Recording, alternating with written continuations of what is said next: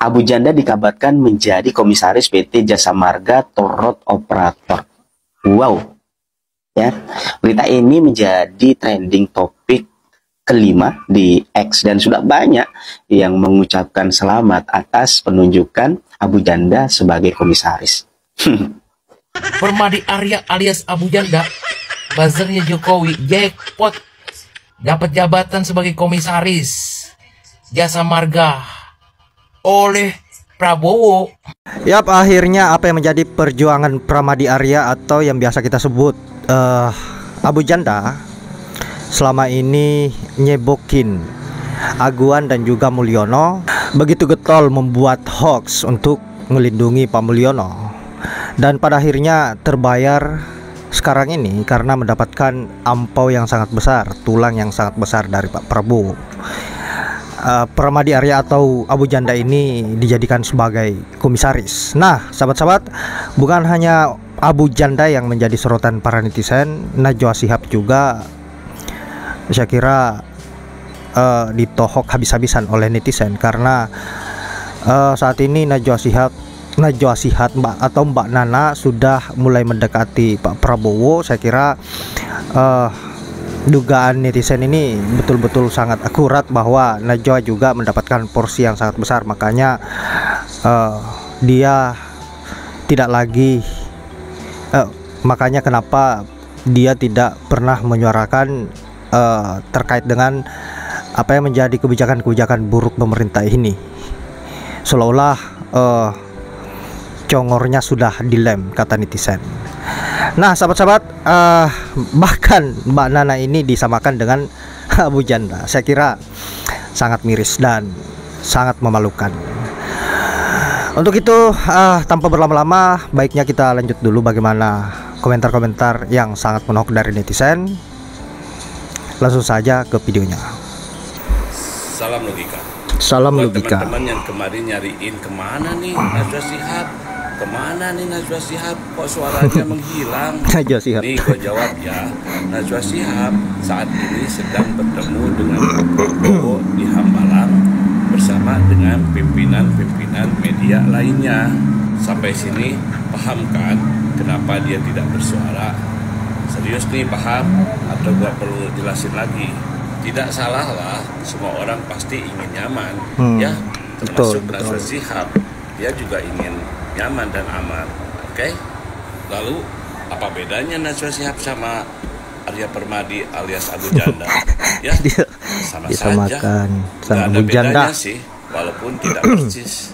Akankah Mbak Nopi, jurnalis cantik yang selama ini dikenal cukup kritis, berani dan tajam setiap pertanyaan-pertanyaannya akhirnya berlabuh di kabinet merah putih? Ya, beginilah di negeri Konoha. Ketika kita kritis, maka hanya ada dua pilihan di negeri Konoha ini. Kita yang kritis dikasuskan atau akhirnya kita menjadi staf sus. Kita lihat kelanjutannya, bagaimana drama demi drama di negeri Konoha ini yang penuh dengan manipulasi dan manuver-manuver busuk. Salam demokrasi. Aku cuma mau ngingetin, Najwa Shihab, presenter terkenal itu, dengar-dengar sudah dipanggil Prabowo ke Hambalang. Ya, kalau udah dipanggil ya pastilah ditawarin sesuatu. Kemungkinan besar Najwa Shihab masuk ke dalam pemerintahan kabinet merah putih pimpinan Prabowo. Ini kan cara atau teknik yang dilakukan oleh pemerintah untuk meredam mereka yang suka mengkritik kebijakan pemerintah. Padahal kritik itu bagus loh, sebagai kontrol atau penyeimbang terhadap roda pemerintahan. Karena kita harus tahu, nobody is perfect, tidak ada yang sempurna. Jadi ketika ada orang yang melakukan kritik, jangan anggap itu sebagai musuh Mr. Presiden, tapi anggap itu sebagai masukan yang berarti untuk membangun Indonesia ini. Dan untuk Najwa Shihab, untuk membangun Indonesia ini tidak harus masuk dalam lingkaran kekuasaan. Di luar pemerintahan pun kita bisa ikut membangun Indonesia ini. Jadi harapan kami untuk Najwa, tetaplah di luar pemerintahan, melakukan kritik yang sehat, kritik yang memberi solusi, kepada pemerintah sehingga menjadi penyeimbang terhadap roda pemerintahan ini. Gitu loh Najwa, jangan mikirkan jabatan, tapi kita harus melihat Indonesia ini ke depan tetap terang, bukan gelap.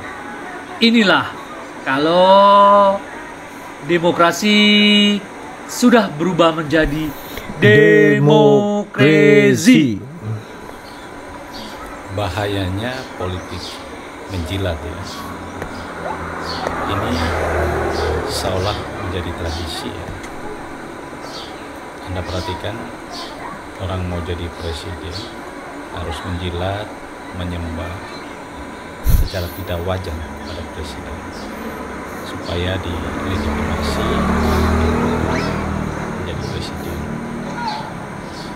Begitu pula orang menjadi menteri, jadi direksi, juga didapatkan dengan cara menjilat. Menjilat itu semacam memuji pada seseorang yang punya jabatan tinggi dengan ungkapan atau ucapan-ucapan yang tidak substansial atau tidak bermakna atau tidak sesungguhnya terjadi pada diri, kemudian dikemas dalam bahasa yang atau dalam tutur kata yang demikian baik, lalu kemudian orang yang berkuasa itu merasa itu pujian dan kemudian selain menjilat, dilapisi juga dengan menyuap. Ya. Kalau menyuap ini dilakukan oleh orang yang tidak memiliki koneksi politik, misalnya dia pengusaha, kemudian mau terjun ke politik, punya banyak uang, kemudian dia menjadi menteri, jadi direksi dan lain-lain, itu dia menyuap pejabat dan kemudian dia memuji-muji. Nah, tapi kalau penjilat ini rata-rata pada umumnya itu politisi. Mereka yang berpartai, mereka yang koalisi, itu caranya menjilat. Nah, pada dua hal ini memang rata-rata diperankan oleh orang-orang yang minim integritas, minim akhlak, minim moralnya. Bahkan kalau kita bilang tidak mengandalkan kemampuan, kompetensi, keahliannya. Ini didapatkan dengan kompromi-kompromi yang licik. Nah, kalau ini menjadi tradisi di negara kita, maka panggung kekuasaan itu akan selalu diisi oleh penjilat dan penyuap. Nah, kalau mereka yang ini jadi pejabat, maka keputusan-keputusannya juga tidak akan berpihak pada kepentingan banyak orang. Karena orang-orang yang semacam ini itu menduduki jabatan itu tujuannya adalah satu, menambah kekuasaan dan uang, dan yang kedua adalah bagaimana memikirkan kelompok dan keluarganya. Ini rasanya menjadi sebuah role model dalam politik kita yang lagi tren-trennya ya, dan akhirnya saling menyembah antar sesama ya, saling menyembah sesama, dan ujung-ujungnya negara bangsa yang dirugikan dan rakyat yang menanggung derita dari busuknya sistem politik kita ini.